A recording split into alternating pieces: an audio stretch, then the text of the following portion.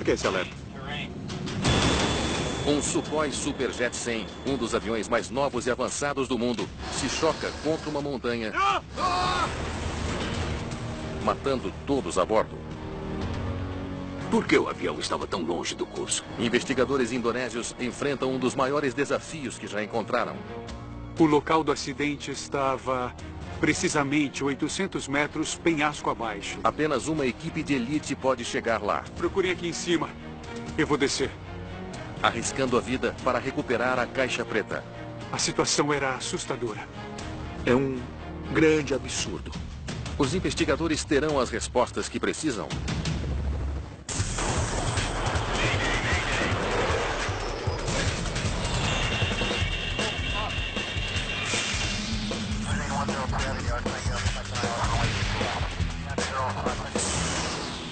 Mayday. Desastres aéreos.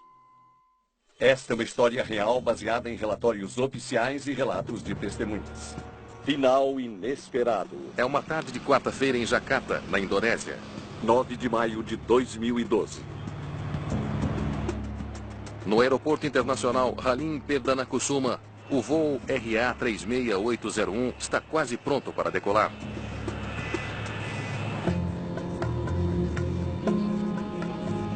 Champanhe, senhor? 36 convidados recebem um serviço 5 estrelas em um voo de demonstração de um novo avião russo. O clima durante o voo de demonstração geralmente é bem descontraído. As pessoas ficam batendo papo, jogando conversa fora, contando piadas. É um clima muito leve. O avião é um Sukhoi Superjet 100. Sukhoi é um fabricante de aviões conhecido por fazer aviões militares. A Rússia ainda não tinha se aventurado no mercado de aviões comerciais, e esse era o primeiro da empresa, então era importante para eles. O voo dessa tarde faz parte da turnê Bem-vindo à Ásia, passando por 6 países. Os passageiros são uma mistura de possíveis compradores das principais companhias aéreas e jornalistas que podem promover o avião. Alexander Kovalev é um repórter que tem acompanhado o desenvolvimento do avião desde o começo. Eu me juntei à turnê desde o começo. Era um avião novo e apresentá-los aos membros do alto escalão do governo e para os compradores potenciais foi um grande prazer para mim. Foi uma honra, de verdade. Na cabine, um engenheiro de voo e um navegador se preparam para monitorar o desempenho do avião da decolagem à aterrissagem. Mas esse não é o único trabalho deles hoje. Eles sabem que na Rússia existe uma esperança de que o Superjet 100 ajude a recuperar a indústria de aviação em dificuldades no país. Grande parte do trabalho deles é ajudar a vender o avião. Por décadas, a Rússia vinha tendo uma reputação ruim no quesito segurança. Então tinha muita coisa em jogo. Era o começo da nova reputação e essa reputação continua no futuro. Com licença, vou pedir que me entregue essa taça. Eu trago outra quando estivermos em voo. Obrigada.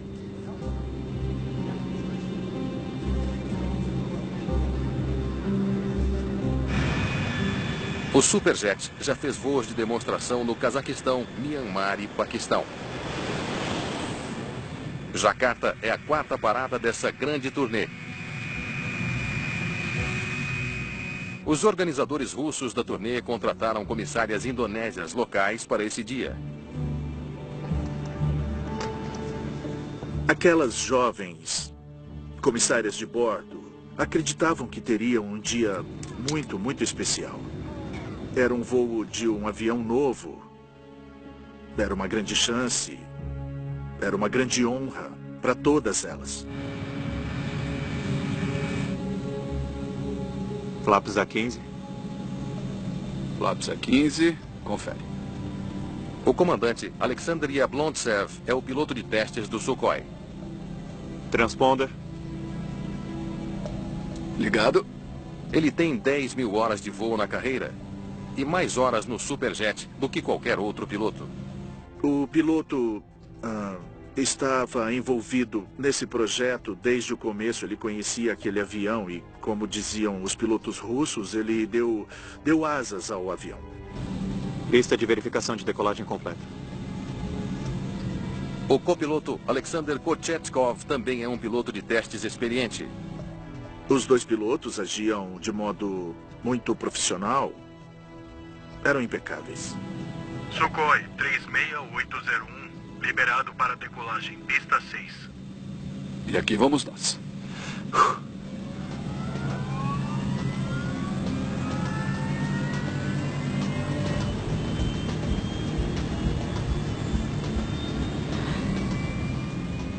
V1, rodar. Esse é o segundo voo de demonstração do dia.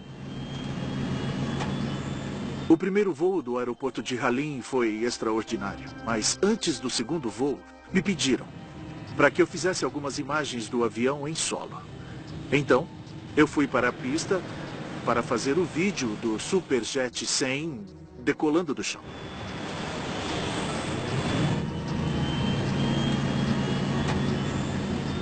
Trem de pouso.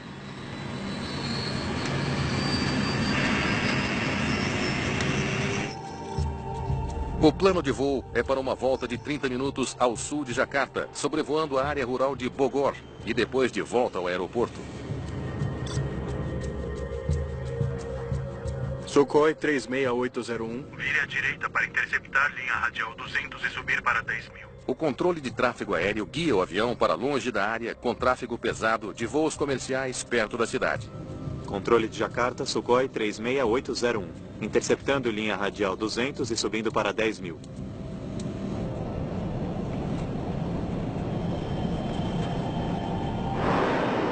O Superjet é o primeiro jato de passageiros russo desde o fim da União Soviética. Foram 12 anos de desenvolvimento. O Sukhoi agora está pronto para conquistar o mundo. O Superjet em si era um avião regional projetado para competir globalmente contra outros fabricantes de aviões como a Canadair e a Embraer, que tinham outros jatos regionais com 30 metros de comprimento para 100 passageiros, ou um pouco menos, que são muito populares ao redor do mundo. E com uma população crescente de 240 milhões, a Indonésia poderia ser um grande mercado para o Sukhoi.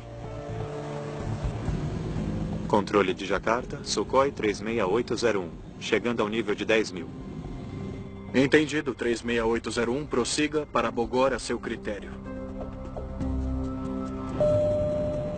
Senhoras e senhores, esse é o seu comandante falando. O Sukhoi dá as boas-vindas a vocês a bordo do Superjet 100. E se observarem, eu desliguei o sinal do cinto de segurança e agora vocês têm alguns minutos para conhecer a cabine. Realmente foi uma subida muito suave. Nesse segundo voo, um cliente em potencial está na cabine. Um piloto de uma grande companhia aérea da Indonésia. Em um voo de demonstração, eles não operam sob as mesmas regras de um voo de linha aérea. É muito comum em qualquer parte do mundo convidar uma pessoa assim para que ela tenha uma experiência dessas. Como prometido, uma nova taça de champanhe. O voo curto já está quase na metade. Mas ninguém na cabine tem pressa de voltar ao chão. Vamos baixar para 6.000, para iniciarmos o retorno. Controle de Jakarta, Sukhoi 36801. Solicitando descida para 6.000. Sukhoi 36801, liberado para 6.000 pés. EY 7136, liberado para aterrissar. JT 792, continue a aproximação para a pista 24.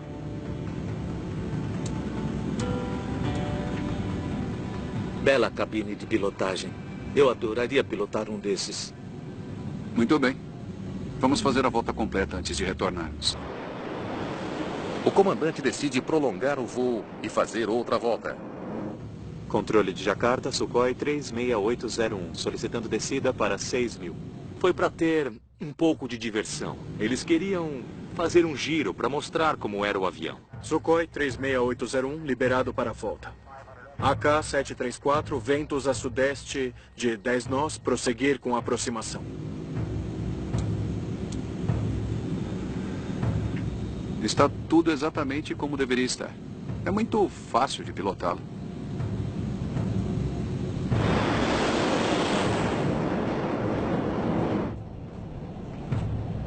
A curva é tão suave que os passageiros mal assentem no avião. Gostaria de caviar russo? Outro ótimo recurso é o TOLS. Ele nos dá uma leitura excelente do terreno. Avisa também ao menor sinal de perigo e é de última geração. O Superjet estava equipado com a tecnologia da aviação mais recente da época. E isso o diferenciava de muitos concorrentes que estavam presentes no mercado. Quer dar outra volta ou iniciamos a aproximação? Vamos iniciar a aproximação. Quando o copiloto verifica seu mapa de aproximação, um alerta automático é disparado.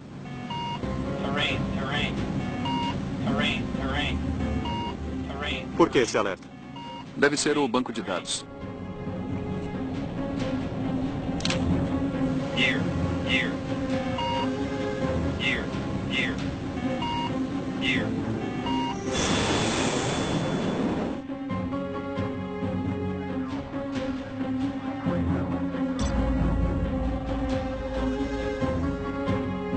No centro de controle, o controlador de tráfego aéreo percebe um problema.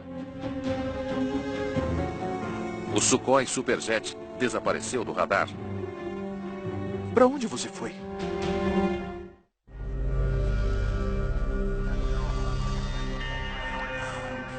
Sukhoi 36801. Por favor, responda. Em Jakarta, os controladores de tráfego aéreo estão tentando entender o que aconteceu com um avião russo em um voo de demonstração. Anda, falem comigo. Na aproximação, a equipe sempre ouve o controle de tráfego aéreo. Sempre esperam o próximo comando de orientação. A comunicação não é constante, mas ficam em alerta. Sukhoi 36801, por favor, responda. Depois de 4 chamadas, ainda não há resposta. O controlador sabe que o avião já deveria ter aterrissado. O Sukhoi 36801 está fora do radar. Ele alerta seu supervisor e as autoridades declaram uma emergência. Todos nós que ficamos em terra, ficamos preocupados com as pessoas a bordo. Nós ligamos para os celulares das pessoas e 2 chegaram a tocar. Até havia sinal, mas ninguém, absolutamente ninguém atendia. Os minutos viram horas e o mistério aumenta. O receio é que o avião tenha caído nas montanhas ao sul de Bogor. Parentes de passageiros passam a noite no aeroporto, desesperados atrás de notícias de seus entes queridos. Eu tentei ligar para ele, mas não consegui nenhum contato. Agora, se tiverem mais informações, se eles conseguirem uma imagem sequer, eu ainda terei esperança de que ele possa ter sobrevivido. Eu ainda tenho muita esperança.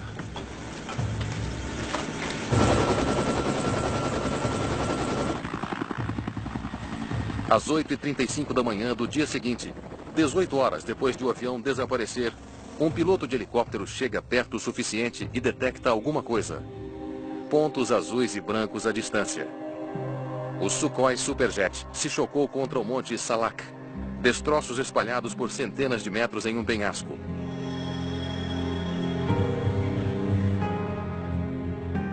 Marjono Siswosuwarno é o principal investigador designado para o caso pela KNKT, a Agência de Segurança de Transporte da Indonésia.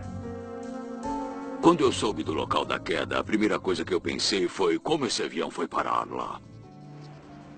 O Monte Salak tem uma terrível reputação. Seus picos irregulares chegam a mais de 2.000 metros de altitude. Os habitantes locais o chamam de cemitério de aviões.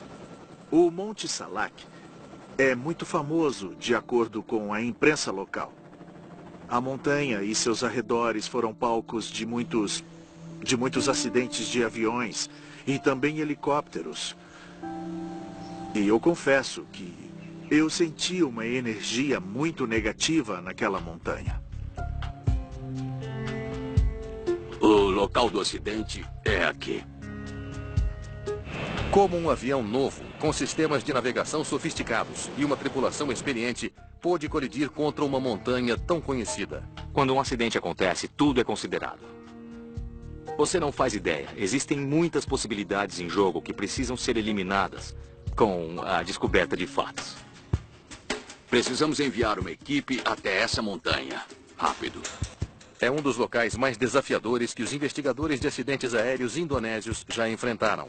A nossa missão era procurar a caixa preta, mas como poderíamos encontrá-la e resgatá-la? Esse era o problema e o nosso maior desafio. Não existem rotas fáceis. Marjono sabe que apenas os alpinistas mais habilidosos estarão à altura da tarefa. Precisamos do ONI para isso. Oni Wibowo é o investigador júnior da KNKT. Ele também é um alpinista experiente, que agora se junta a um grupo de fuzileiros indonésios em uma caminhada traiçoeira no Monte Salak. Antes de entrar para a KNKT, o meu hobby era fazer trilhas, montanhismo e também rapel. Pessoal andando. Aquele local era muito difícil para mim. Nós tivemos que abrir um caminho e isso exigiu muito esforço. Tivemos que subir muito alto para podermos ter acesso ao local. Leva 9 horas, mas finalmente eles chegam ao local do acidente. E o que encontram é espantoso. Quando eu cheguei ao local, a situação era assustadora. Tinha muita fumaça, destroços e ferragens por toda parte. Foi muito triste ver tudo aquilo. Não existe esperança de achar sobreviventes. 45 pessoas estão mortas. Indonésios, russos, americanos e franceses. Eu tentei imaginar o que as pessoas que estavam no avião sentiram e como terminou aquilo. Esse pensamento me assombra desde então. Agora eles devem se reagrupar e tentar encontrar as caixas pretas. Eu estava determinado a usar todo o meu conhecimento para descobrir por que aquele avião tinha se colidido contra o Monte Salak. Em Jakarta, os investigadores vão até o controle de tráfego aéreo atrás de respostas para saber o que causou o acidente do voo de demonstração do Sukhoi. Você pode me dizer o que aconteceu? Bom, era para eles fazerem uma volta de 30 minutos. E quando eu vi, eles desapareceram do radar. Mas por que eles foram parar no Monte Salak? Eu não sei. Não era para você estar monitorando eles? Eu estava muito ocupado. Eu perdi o avião de vista. Os investigadores ficam sabendo que o controlador estava com uma carga de trabalho muito pesada. Ele estava monitorando cerca de 12 voos. 7136, liberado para aterrissar. JT-792, continue a aproximação para a pista 24. Para piorar a situação, seu assistente e seu supervisor faltaram ao turno. Ele estava fazendo o trabalho de 3 pessoas. Essa pessoa estava trabalhando além do limite de qualquer controlador de tráfego aéreo, e só isso já é muito perigoso. Qualquer organização de controle de tráfego aéreo no mundo tem substitutos no local. Se a equipe estiver pequena, eles atrasam os voos e mantêm os aviões em terra. Não fazer isso é muito grave. Por que você os liberou para voar a 6.000 pés? Você deveria saber que não passariam pela montanha. O meu sistema dizia que era um jato militar. Os investigadores descobrem que o sistema do aeroporto classificou incorretamente o avião como Su-30. Isso o identifica como um avião militar Sukhoi. O controle de tráfego aéreo classificou esse avião como o avião militar Sukhoi, que pertencia à Força Aérea da Indonésia, sem saber que era, de fato, um avião civil. Os militares podem voar tão baixo quanto quiserem. Controle de Jakarta para Sukhoi 36801, solicitando descida para 6.000. Quando os pilotos solicitaram uma descida, o controlador achou que eles estavam indo para uma área de treinamento militar em Bogor, ao longo da trajetória de voo do Sukhoi.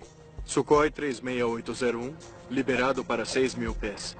EY7136, liberado para aterrissar. JT-792, continue a aproximação para a pista 24. O controlador achou que fosse uma aeronave militar que voava num espaço aéreo militar. Então, 6.000 pés não é uma preocupação para ele. Mas eu ainda não entendo. Por que o avião estava longe do curso? Essa é uma boa pergunta. Eu realmente não sei. O avião deveria ter virado e voar para o norte em direção a Jacarta. Mas em vez disso, voou para o sul e colidiu contra uma montanha a 54 quilômetros do aeroporto. Os investigadores precisam saber por quê. Eles esperam que as caixas pretas possam dar algumas respostas.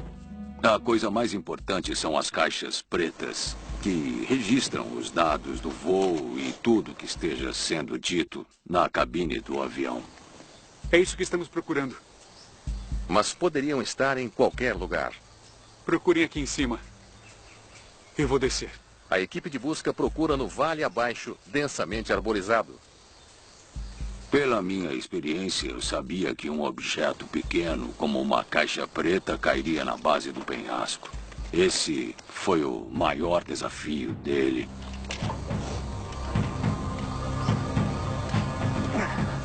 O local do acidente estava precisamente 800 metros penhasco abaixo.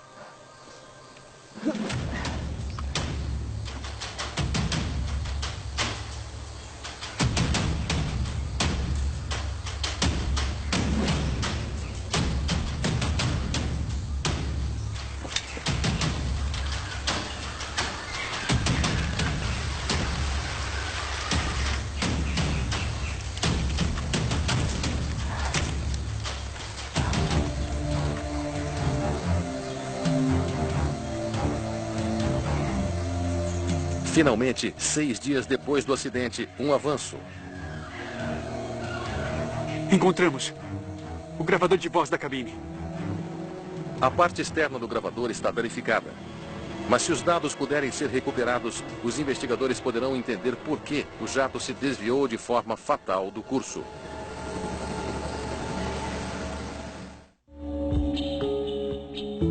Enquanto os investigadores esperam pelas gravações de voz da cabine, eles consideram duas possibilidades em relação ao destino do voo 36801. Ou os sistemas de voo do Sukhoi falharam e levaram o avião para fora da rota, ou os pilotos cometeram um erro fatal. Depois da notícia do acidente, houve especulações de que o piloto de testes estava se exibindo para tentar dar aos passageiros uma vista melhor. Esse piloto tem um histórico impecável. Mas seus arquivos pessoais revelam que nos seus 36 anos de serviço, não há nada que indique comportamento imprudente. Nos registros dele constavam mais de 10 mil horas de voo. Ele sempre foi um grande profissional. Eu voei milhares de quilômetros naquele avião em condições diversas e climas variados. Ele não era mesmo um piloto imprudente. E o que sabemos sobre os dias que antecederam o acidente? Eles estavam sobrecarregados? Eles avaliam a carga horária dos pilotos, procurando alguma coisa em comum. E descobrem que o comandante e o copiloto estavam na 4ª etapa da turnê de demonstração. Talvez estivessem cansados. Depois de investigarem mais, eles descobrem que os pilotos do Sukhoi tiveram uma noite de folga um dia antes do acidente. E o voo de demonstração que sofreu o acidente durou apenas 22 minutos. Não era uma programação pesada. Não encontramos nenhuma evidência de que o piloto estivesse fisicamente incapaz. Os investigadores estão perdidos, ainda sem pistas concretas sobre a causa do acidente. Eles deveriam ter ido para o sul, até a área de Bogor, virado e voltado para o aeroporto. Como eles foram parar aqui? Isso não faz sentido. Vamos baixar para 6.000, para iniciarmos o retorno. A tripulação russa nunca havia voado na Indonésia. Mas encarar novas rotas é uma coisa que todos os pilotos profissionais são treinados para fazer. Voar em uma nova área é muito comum, mas isso precisa ser muito bem acompanhado de instruções bem claras e bastante detalhadas. Os investigadores se perguntam, a tripulação foi bem instruída antes do voo fatal? Posso ajudar? Sim.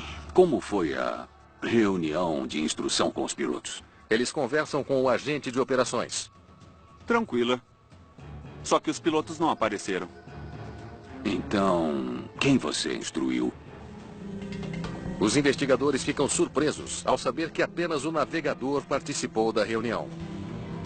Teria sido útil se os pilotos tivessem recebido as instruções, mas eu não acho que seja nada grave, desde que o navegador faça o trabalho dele para garantir que os pilotos recebam as informações. De acordo com o agente, a reunião foi curta. Apenas uma breve conversa sobre o plano de voo, sem mencionar o terreno. E você não o avisou sobre as montanhas? Ele não perguntou. Mas também ele não falava bem o nosso idioma. Essa barreira de idioma pode ter impedido a comunicação de uma informação-chave. As instruções mais importantes a serem dadas ao piloto sobre a área deviam mostrar a área de Bogor, a sudoeste de Jacarta e as proximidades onde existem montanhas muito altas. Mas faltar as instruções não explica o acidente. Os investigadores sabem que os pilotos tinham mapas de voo que deveriam ter dado informações detalhadas sobre a topografia local. O terreno, altitudes seguras, mapas de tempo. Essas são ameaças gerais que podem ser específicas de uma área que pilotos talvez não conheçam. E todas essas coisas devem ser informadas e entendidas. Certo, vamos ver aqui o que eles receberam. Os investigadores examinam o mapa topográfico da área. E depois o comparam com o mapa de navegação fornecido pelo agente do aeroporto.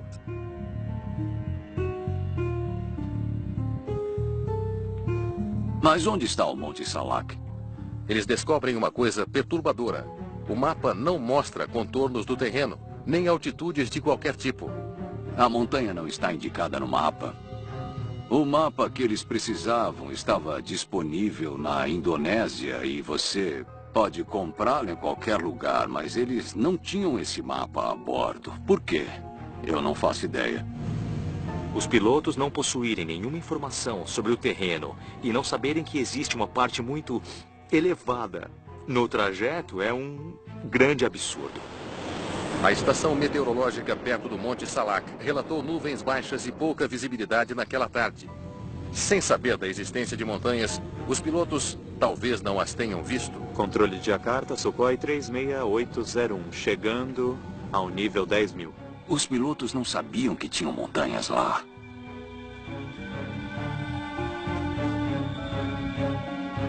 Mas por que o sistema de alerta do avião não os avisou? Os investigadores voltam sua atenção para o Sukhoi Superjet 100. A culpa do acidente será da aeronave de última geração?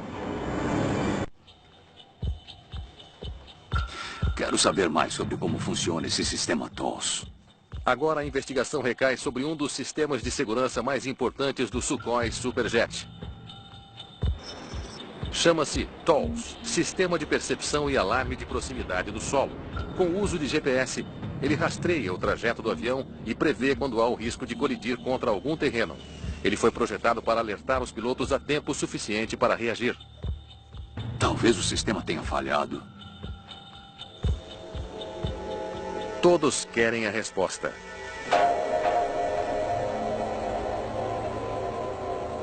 Durante dias nos noticiários, mostraram equipes de busca e resgate retirando partes dos corpos do topo da montanha e as levando para Jakarta para análise de DNA.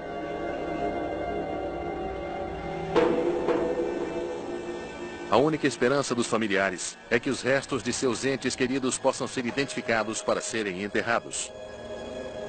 Os fragmentos de corpos foram identificados com a ajuda de especialistas em DNA. Havia muitas flores no dia da cerimônia, que aconteceu no aeroporto de Halim. As maiores autoridades da Indonésia estavam presentes naquela cerimônia. Foi um verdadeiro estado de luto nacional. Foram dias muito tristes, dias comoventes. E essa tristeza perdurou por vários dias. Companhias aéreas suspendem as compras do Superjet. Milhões de dólares estão em risco. Esse episódio ainda é uma mancha enorme para o Sukhoi e que saiu muito caro. Enquanto os investigadores esperam pela gravação de voz da cabine, eles começam com os dados do gravador de voo, que foi recuperado 21 dias depois do acidente. O gravador de dados do voo é importante em acidentes como esse, porque todos no avião morreram. E ele tem segredos que Ninguém saberia de outra forma.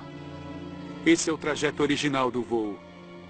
E sabemos dos controladores que eles pediram autorização para fazer outra volta de 360 graus. Bela cabine de pilotagem.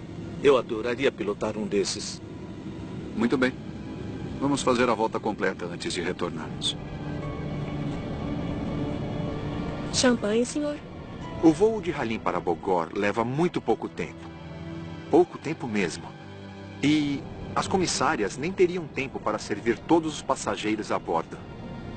Gostaria de caviar russo? Mas a pergunta é...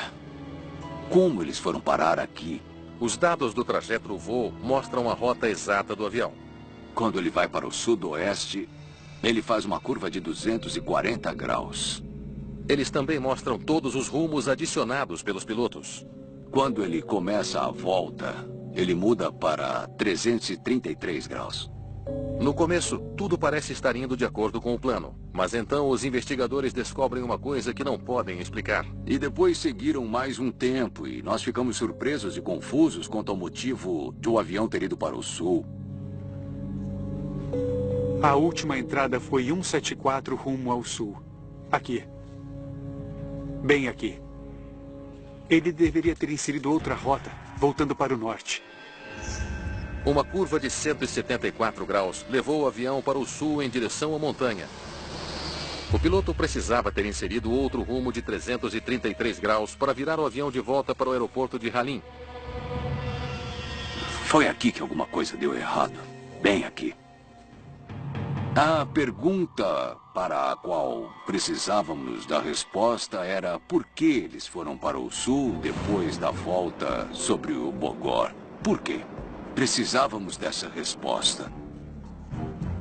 Os investigadores se perguntam se o sistema de navegação falhou de alguma forma, tirando os pilotos do curso.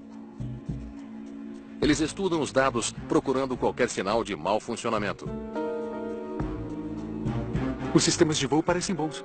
Os dados da caixa preta não mostraram problemas com o plano. Todas as turbinas e sistemas de controle de voo estavam em condições normais.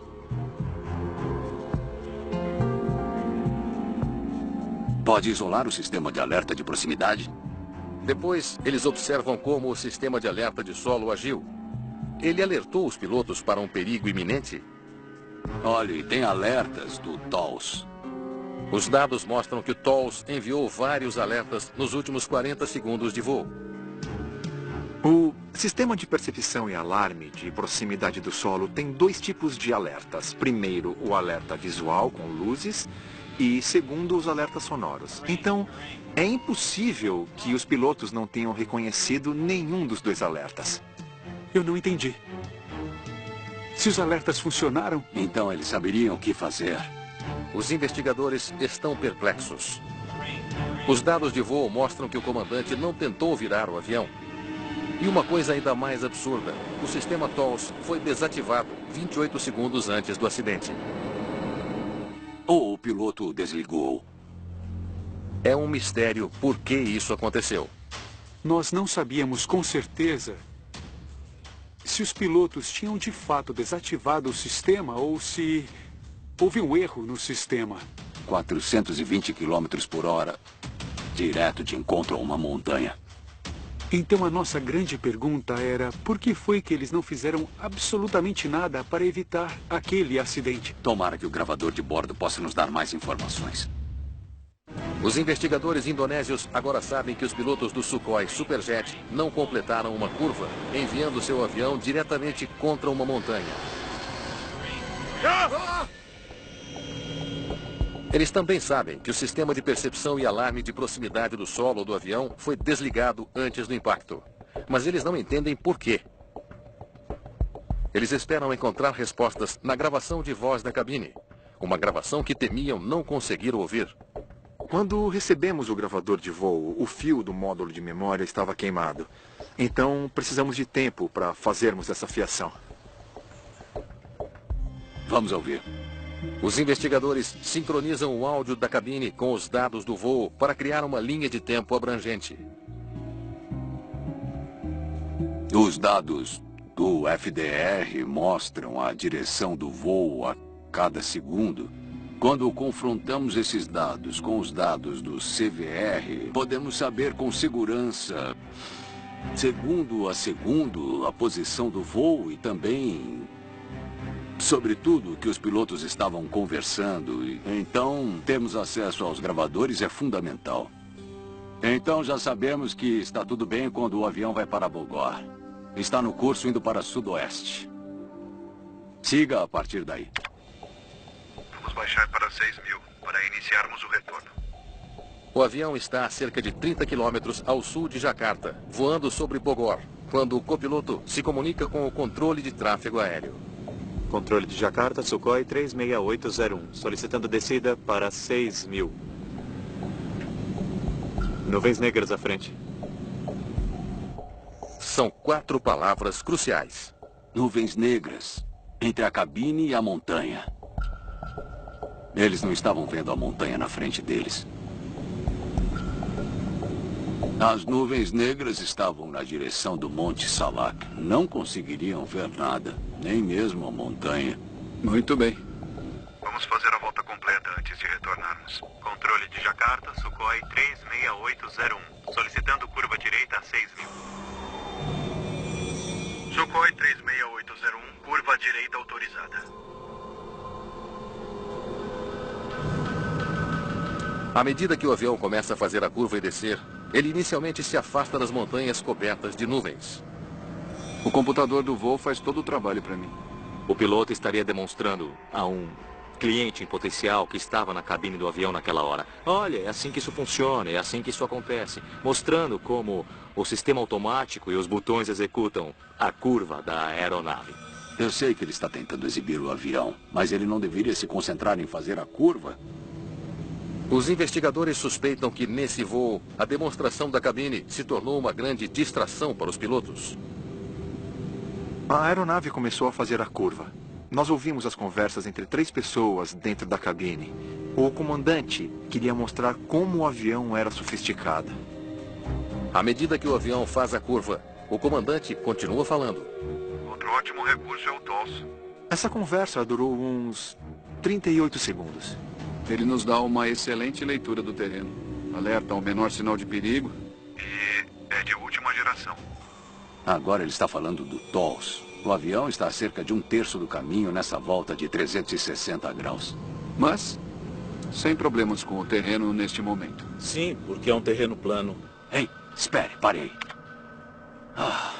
Eles estão fazendo uma curva aberta nessa direção.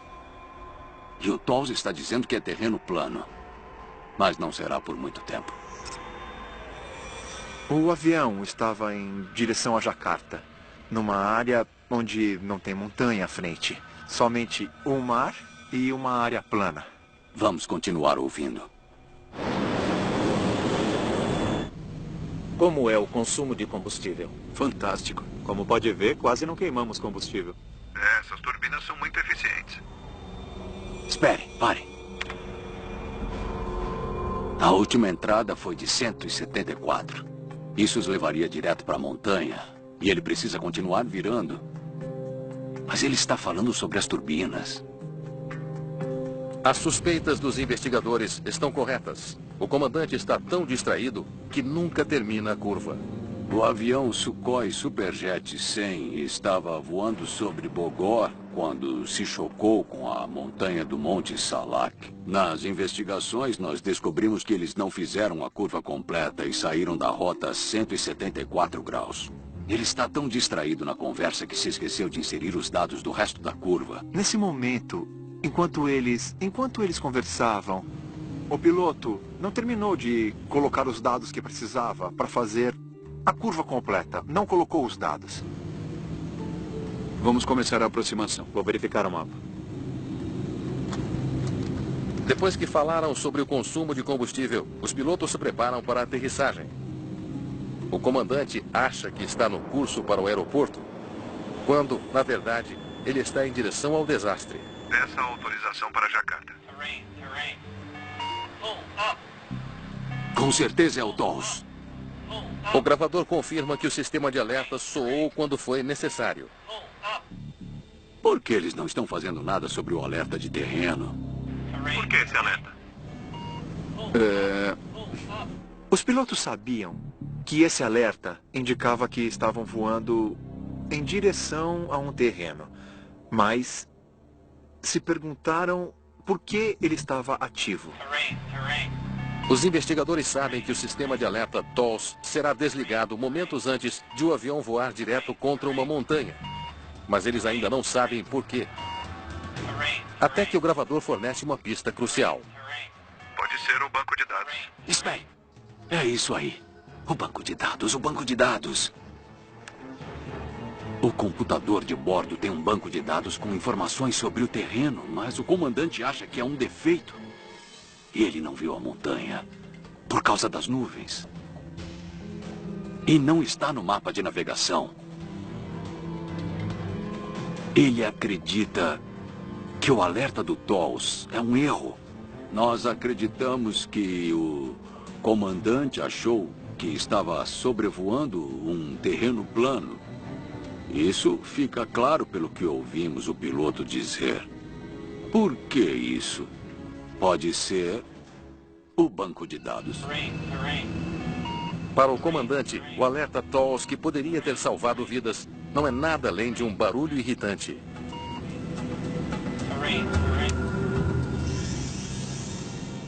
Alertas como terreno ou subir são avisos muito sérios. E, nesse caso, o piloto tem que obedecer. Ele deveria ter subido e nem questionado se aquilo era um erro do sistema ou era real. Ele não foi bem instruído. E ele também não se preocupou em descobrir quais eram as possíveis ameaças. Agora, o acidente é inevitável.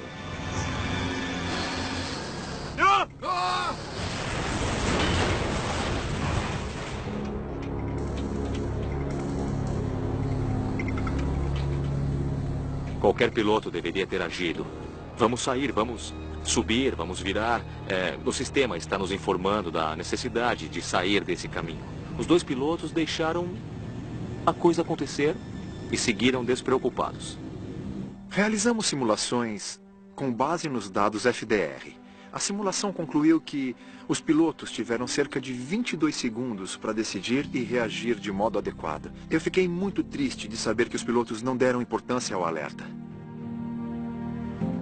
No relatório final, os investigadores concluem que os pilotos ignoraram os alertas do TOLS porque não estavam cientes das montanhas do trajeto. Eles estavam voando na direção errada por causa de distrações na cabine. Eu acho que esse acidente foi quase todo por erro humano. Eles não tinham o mapa certo da área, não executaram os comandos aéreos adequadamente, os pilotos deixaram de tomar as decisões certas dentro da cabine. Tudo o que aconteceu foi erro humano, cada um deles. A coisa mais importante que aprendemos com esse acidente foi que os pilotos deveriam ter reagido de forma adequada ao alerta. O Superjet continua a voar, mas sem ocupar um lugar de destaque no mercado global. O Sukhoi Superjet não teve a repercussão desejada. Pouco mais de 100 aeronaves foram fabricadas e entregues, e isso ficou extremamente aquém do que a Sukhoi desejava. O mais triste foi que eram pessoas com as quais eu já tinha voado por milhares de quilômetros, e agora se foram. Não sei o que sentiram nos seus últimos minutos. Espero que não tenham tido tempo para sentir nada.